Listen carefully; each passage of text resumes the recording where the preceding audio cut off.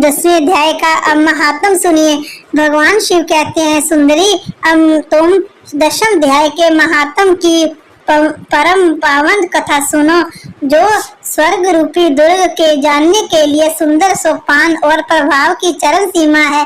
काशीपुरी में धीर बंधु नामक से विख्यात एक ब्राह्मण था, जो मुझ में प्रिय नदी के समान भक्ति रखता था। वे पावन कीर्ति के अर्जन में तत्पर रहने वाला, शांतचित्त और हिंसा, कठोरता एवं दुस्साहस से दूर रहने वाला था। जितेंद्रिय होने के कारण वे निवृत्त मार्ग से ही स्थित रहता था। उसने वेद रूपी समुद्र का पार पा लिया था। वे संपूर्ण शास्त्रों के तात्पर्य का ज्ञाता था। उसका चित्त सदा मेरे ध्यान में संलग्न रहता था। वे मन को अंतरात्मा में लगा कर सदा आत्म तत्व का साक्षात्कार किया करता था। अतः जब वे चलने लगता तब मैं प्रेमवश उसके पीछे दौड़ दौड़ कर उसे हाथ का सहारा देता रहता था। ये देख मेरे पार्षद भृगुरीटी ने पूछा, भगवान इस प्रकार भला किसने आपका दर्शन किया होगा? इस महात्मा ने कौन सा तप होम अथवा जप किया है कि समय आप ही पद पद पर इसे हाथों का सहारा देते चलते हैं? भृगुरीटी का ये प्रश्न सुनकर मैंने इस प्रकार उत्तर देना आरंभ किया। एक समय की बात है, कैलाश पर्वत के पार्श्व भाग में पुन्नाग वन के भीतर चंद्रमा की अमृतमयी किरणों से धुली हुई भूमि में एक वेदी का आश्रय लेकर मैं बैठा हुआ था। मेरे बैठने के क्षण भर बाद ही सहसा बड़े जोर की आंधी उठी। वहां के वृक्षों की शाखाएं नीचे ऊपर होकर आपस में टकराने लगी। कितनी ही टहनियां टूट टूट कर बिखर गई। पर्वत की अविचल छाया भी हिलने लगी। इसके बाद वहां महान भयंकर शब्द हुआ, जिससे पर्वत की कंदराएं प्रतिध्वनि हो उठी। तदंतर आकाश से कोई विशाल पक्षी उतरा, जिसकी कांति काले मेघ के समान थी।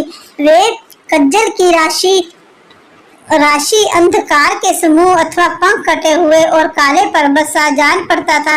पैरों से पृथ्वी का सहारा लेकर उस पक्षी ने मुझे प्रणाम किया और एक सुंदर नवीन कमल मेरे चरणों में रखकर स्पष्ट वाणी में स्तुति करनी आरंभ की। पक्षी बोला, हे देव, आपकी जय हो। आप चिंतानंदमयी सुधा के सागर तथा जगत के पालक हैं। सदा सद्भावना से युक्त एवं अनासक्ति का लहरों से उल्लासित हैं। आपके वैभव का कहीं अंत नहीं है। आपकी जय हो।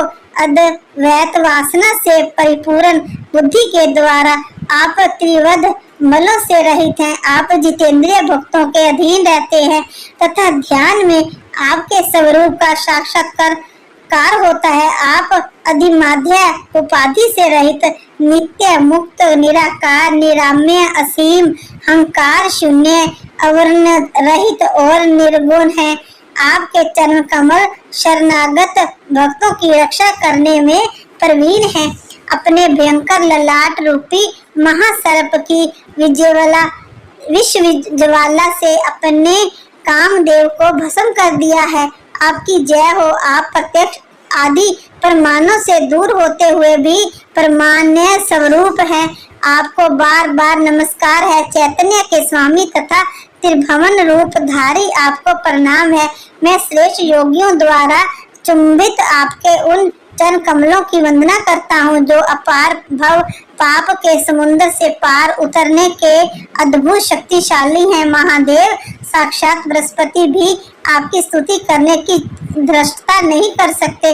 सहस्र मुखों वाले नागराज शेष में भी इतनी चतुरी नहीं है कि वे आपके गुणों का वर्णन कर सके। फिर मेरे जैसे छोटी बुद्धि वाले पक्षी की तो बिसात ही क्या है। उस पक्षी के द्वारा किए हुए इस सरोत्र को सुनकर मैंने उससे पूछा, वेहडंगम, तुम कौन हो और कहाँ से आए हो? तुम्हारी आकृति तो हंस जैसी है, मगर रंग कोए जैसा मिला है। तुम जिस प्रयोजन से को लेकर यहाँ आए हो उसे बताओ। पक्षी बोला, देवेश, मुझे ब्रह्मा जी का हंस जानिए। ध्रुव जिस कर्म से मेरे शरीर में इस समय कालिमा आ गई है उसे सुनिए प्रभु। यद्यपि आप सर्वज्ञ हैं, अतः आपसे कोई भी बात छिपी नहीं है, तथापि यदि आप पूछते हैं तो मैं बतलाता हूँ। सौराष्ट्र सूर्य नगर के पास एक सुंदर सरोवर है जिसमें कमल लहलाते रहते हैं। उसी में से बाल चंद्रमा के टुकड़े जैसे श्वेत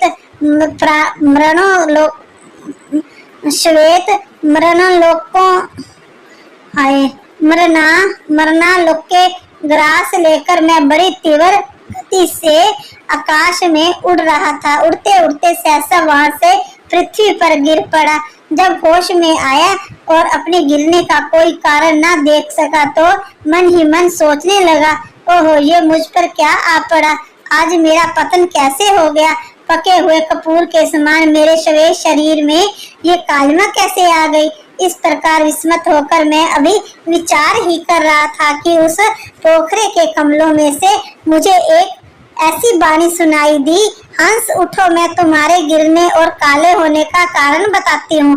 तब मैं उठकर सरोवर के बीच में गया और वहाँ 5 कमलों से युक्त एक सुंदर कमलनी को देखा। उसको प्रणाम करके मैंने प्रदक्षिणा की और अपने पतन का सारा कारण पूछा। कमलिनी बोली, कलहंस, तुम आकाश मार्ग से मुझे लांग कर गए हो। उसी पातक के परिणाम वश तुम्हें पृथ्वी पर गिरना पड़ा है तथा उसी के कारण तुम्हारे शरीर में कालिमा दिखाई देती है। तुम्हें गिरा देख मेरे हृदय में दया भर आई और जब मैं इस माध्यम कमल के द्वारा बोलने लगी हूँ उस समय मेरे मुख से निकली हुई सुगंध को सूंघकर 60,000 भंवरे स्वर्गलोक को प्राप्त हो गए हैं। पक्षीराज, जिस कारण मुझ में इतना वैभव, ऐसा प्रभाव आया है उसे बतलाती हूँ। सुनो, इस जन्म से पहले तीसरे जन्म में मैं इस पृथ्वी पर एक ब्राह्मण की कन्या के रूप में उत्पन्न हुई थी। उस समय मेरा नाम सरोज वंदना था। मैं गुरुजनों की सेवा करती हुई सदा एकमात्र पतिव्रत के पालन में तत्पर रहती थी। एक दिन की बात है, मैं एक मैना को पढ़ा रही थी। उसमें पति से सेवा में कुछ विलंब हो गया। इससे पति देवता कुपित हो गए और उन्होंने शाप दिया, पापनी तू मैना हो जा। मरने के बाद यद्यपि मैं मैना ही हुई, तथापि पतिव्रत्य के प्रसाद से मुनियों के ही घर में मुझे आश्रय मिला। किसी मुनि कन्या ने मेरा पालन पोषण किया। मैं जिसके घर में थी वे ब्राह्मण प्रतिदिन प्रातःकाल विभूति योग नाम से प्रसिद्ध गीता के 10वें अध्याय का पाठ करते थे और मैं उस पहाड़ी अध्याय को सुना करती थी। महडंगम काल आने पर मैं मैना का शरीर छोड़कर 10वें अध्याय के महात्म्य से सरलोक में अप्सरा हुई। मेरा नाम पद्मावती हुआ और मैं पद्मा की प्यारी सखी हो गई। एक दिन मैं विमान से आकाश में विचर रही थी। उस समय सुंदर कमलों से सुशोभित इस रमणीय सरोवर पर मेरी दृष्टि पड़ी और मैं इसमें उतरकर जो ही मैंने जल क्रीड़ा आरंभ की त्यों ही दुर्वासा मुनि आ धमके। उन्होंने वस्त्रहीन अवस्था में मुझे देख लिया। उनके भय से मैंने समय ही एक कमलनी का रूप धारण कर लिया। मेरे दोनों पैर 2 कमल हुए, दोनों हाथ 2 कमल हो गए और शेष अंगों के साथ मेरा मुख भी एक कमल हुआ। इस प्रकार मैं 5 कमलों से युक्त हुई। मुनिवर दुर्वासा ने मुझे देखा।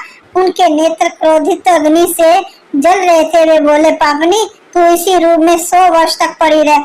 ये शाप देकर वे क्षण भर में अंत ध्यान हो गए। कमलनी होने पर भी विभूति योग नाम के महात्म्य से मेरी वाणी लुप्त नहीं हुई।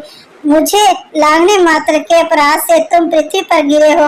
पक्षीराज, यहाँ खड़े हुए तुम्हारे सामने ही आज मेरे शाप की निवृत्ति हो रही है, क्योंकि आज 100 वर्ष पूरे हो गए हैं। मेरे द्वारा गाए जाते हुए उस उत्तम अध्याय को तुम भी सुन लो। उसके श्रवण मात्र से तुम भी आज ही मुक्त हो जाओगे। यूं कहकर पद्मिनी ने स्पष्ट एवं सुंदर वाणी में 10वें अध्याय का पाठ किया और वे मुक्त हो गई।